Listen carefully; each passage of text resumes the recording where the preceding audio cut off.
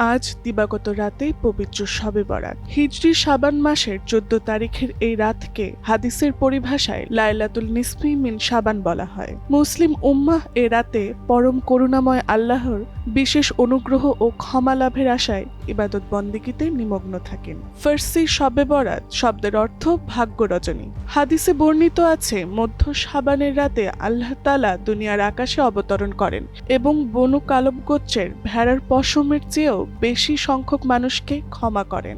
ধর্মপ্রাণ মুসল্লিরা শবে বরাতের রাতে নফল নামাজ, রোজা, কোরআন তেলাওয়াত, জিকির আসকার, তওবা, ইস্তেগফার, দান সদকা এবং কবর জিয়ারতের মতো আমল করার মাধ্যমে পালন করেন। এই পুণ্যময় রজনীর মূল শিক্ষা হলো আত্মশুদ্ধি, হিংসা ও বিদ্বেষ ত্যাগ করে হৃদয়কে পরিচ্ছন্ন রাখা, ক্ষমা প্রার্থনা করা এবং শান্তি সহমর্মিতার পথে এগিয়ে যাওয়া।